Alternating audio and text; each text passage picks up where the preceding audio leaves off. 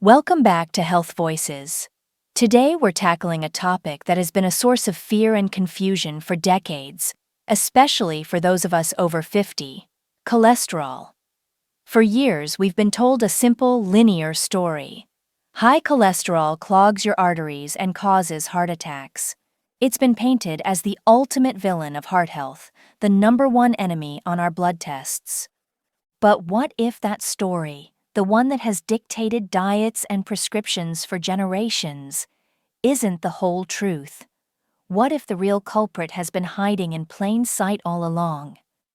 To help us navigate this controversial but critical topic, we have renowned cardiologist Dr. David Miller with us. Dr. David Miller, thank you for being here. Thank you for having me, Sarah, and thank you for allowing me to have this conversation. Let me start by saying something that might shock many of your viewers, something that goes against decades of conventional wisdom. High cholesterol by itself is not the primary cause of heart disease. If it were that simple, we would have cured heart attacks years ago with the powerful cholesterol-lowering medications we have. But we haven't. The number of heart attacks remains stubbornly high because we've been fighting the wrong battle. For too long, the medical community, myself included in my early years, relied on an easy button. We saw a high LDL number, we wrote a prescription, we were taught to fear cholesterol, but your body makes it on purpose. It is the literal building block of every cell wall you have. It's essential for creating hormones like testosterone and estrogen, which are vital for healthy aging, and it is a massive component of your brain. About 25% of all the cholesterol in your body is in your brain, helping neurons communicate. So no, cholesterol isn't the villain. It's more like an innocent bystander that always gets blamed because it's found at the scene of the crime. Wow. Okay, that single statement turns everything most of us thought we knew on its head. An innocent bystander? Not the villain? That's a huge claim. So if cholesterol isn't the one pulling the trigger, Dr. David Miller, who is? And what is this a scene of the crime you're referring to? The scene of the crime is a damaged, inflamed artery wall. And the true villain, the one that masterminds the entire operation, is chronic inflammation. That is the secret we need to uncover today. It's not about the cholesterol itself. It's about the toxic, inflammatory environment the cholesterol finds itself in. That's what determines whether it remains a helpful building block or becomes part of a dangerous plaque. This is fascinating, and I can already tell this is going to be a crucial conversation for our audience, especially for seniors who have been on this cholesterol roller coaster for years. So, let's start from the very beginning. If cholesterol isn't what we've been told it is, what have we been getting wrong about the terms good and bad cholesterol? That's the first fundamental misunderstanding. We hear HDL is good and LDL is bad, but they aren't cholesterol at all. They are lipoproteins. Think of them as biological transport vehicles, like Uber cars moving through your bloodstream. Cholesterol is just the passenger, an essential one. Every day your cells undergo wear and tear. LDL's job is to act as a delivery service, bringing fresh cholesterol, like a shipment of new bricks and mortar, so your cells can patch up their walls and stay strong. HDL, on the other hand, is the cleanup crew, Uber. Its job is to pick up excess cholesterol that cells don't need and take it back to the liver for recycling. Both are performing absolutely essential jobs. So blocking LDL too aggressively could be like stopping the repair crews from reaching a construction site. That puts a whole new perspective on it. So when does this vital delivery service become dangerous? It becomes dangerous when the roads are in terrible condition. In this analogy, the roads are the inner lining of your arteries, a delicate layer called the endothelium. When these roads are constantly damaged and filled with potholes due to chronic inflammation, that's when the trouble starts. What causes these potholes? The biggest culprits are high blood sugar, which is like acidic rain eroding the asphalt; smoking, which is like taking a blowtorch to the road surface; and high blood pressure, which is like sending trucks that are too heavy down the road, causing constant stress fractures. When an LDL delivery truck hits one of these potholes, its cargo, the cholesterol, spills out, slips through the cracks in the damaged artery wall, and gets trapped. Your immune system then sends white blood cells to deal with this trapped cholesterol, creating a chaotic inflammatory response. That entire mess is what we call plaque. The LDL didn't start the fire. The inflamed, damaged artery wall did. The inflammation is the gasoline. The LDL is just the match. That is so clear. So our primary focus shouldn't be on getting rid of all the matches, but on removing the gasoline. What is the main driver of this chronic inflammation in our modern world, especially as we get older? That is the billion-dollar question, and the answer is the modern-day pandemic that almost no one is adequately addressing. Metabolic disease, primarily driven by insulin resistance. This is the state where your body, over many years, loses its ability to process carbohydrates efficiently. It leads to a cascade of problems: high blood sugar, high triglycerides, low good HDL, and an increase in visceral fat around your organs. This entire metabolic mess is a raging inflammatory fire. This is why I've completely changed how I practice medicine. I've seen too many older patients with perfect LDL numbers drop dead of a heart attack, and I've seen seniors with very high LDL but who are metabolically healthy, with no inflammation, thrive into their 80s and 90s with clean arteries. We've been fighting the wrong war. This really is a paradigm shift. So this brings up a crucial point for so many of our viewers.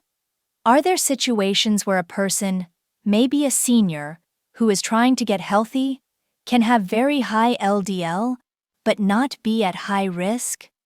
An excellent and vital question. There are two classic examples.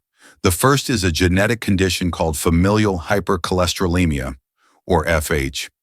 These individuals are born with very high LDL levels. For decades, it was considered an automatic death sentence. But what we found is that even here, the context matters. An FH patient who also has high inflammation and poor metabolic health is indeed at very high risk. But I've seen many FH patients who diligently manage their lifestyle. They don't smoke, they keep their inflammation low, they eat well, and they live long, healthy lives despite a high LDL number. Their roads are well maintained, so the increased traffic isn't as dangerous. The second and increasingly common group are what we call lean mass hyperresponders.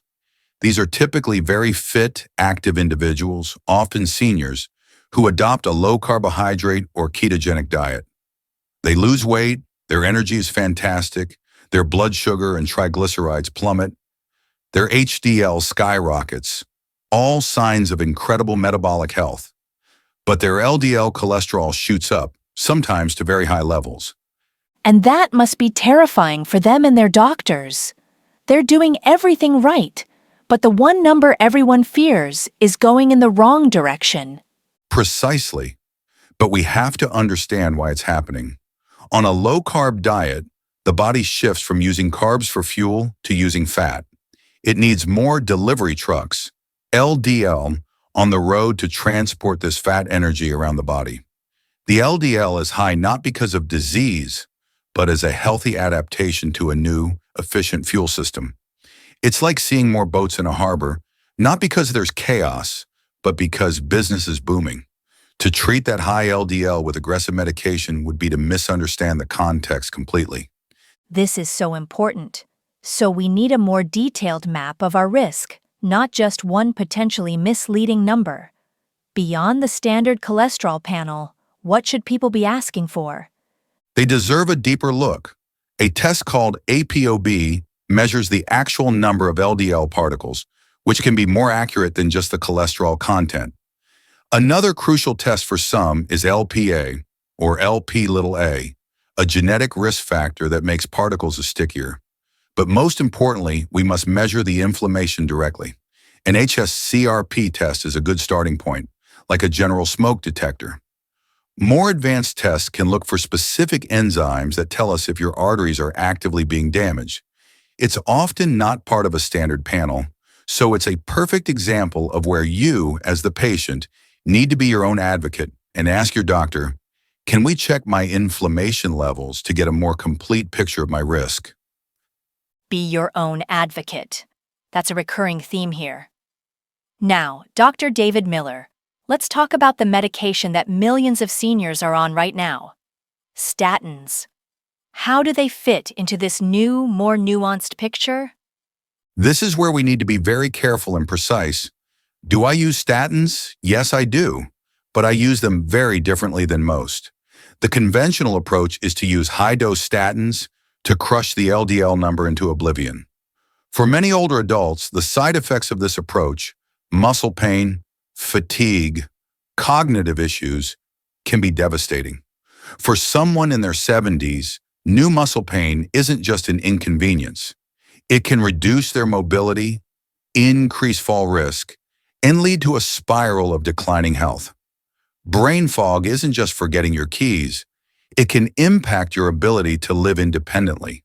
The secret about statins is that their most powerful benefit may not be from lowering cholesterol at all. It's from their mild anti-inflammatory effect. The same biological pathway that statins block to reduce cholesterol production also produces inflammatory substances. So by using a low dose of a modern statin, we can effectively cool down the inflammation in the arteries. That is a revolutionary way of looking at it. So you're using the statin not as a sledgehammer for cholesterol, but as a targeted tool to reduce the inflammation, which you've identified as the real enemy. Precisely.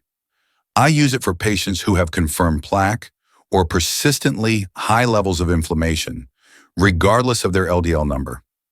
The goal is to make the arteries healthier and less irritated, not just to manipulate a lab report.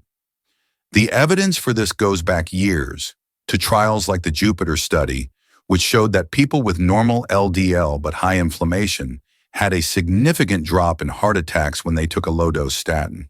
It was treating the gasoline, not just the match.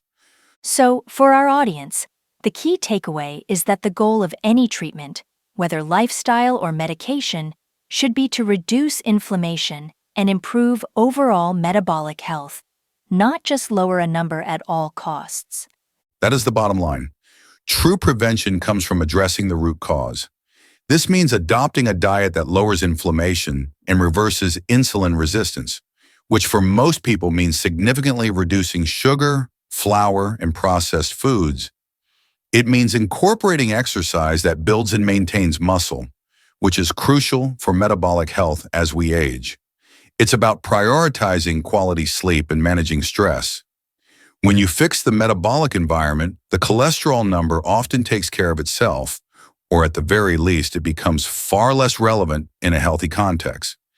This has been an absolutely eye-opening discussion. It feels like we've been looking at a blurry picture for 50 years, and you've just adjusted the focus. To summarize for everyone watching, cholesterol is essential, not evil.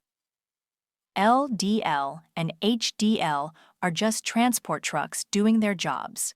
The real villain is chronic inflammation, which damages the artery walls. And the primary driver of that inflammation in our modern world is poor metabolic health. Is that a fair summary? That's a perfect summary, Sarah. And the most empowering part is that metabolic health and inflammation are things you have a tremendous amount of control over through your lifestyle choices at any age. It is never too late to put out the fire. And that is the message of hope we want to leave you with today. You are not your lab numbers. You are a whole system, and you have the power to heal that system from the inside out. True prevention means looking deeper and treating the cause, not just the symptom. If this conversation has challenged what you thought you knew about heart health, please give this video a like and subscribe to Health Voices for more deep dives like this one. And please, share this with anyone in your life who is worried about their cholesterol. This information could be life-changing. We'd love to continue this conversation in the comments. Has this changed how you view cholesterol? Let us know your thoughts below.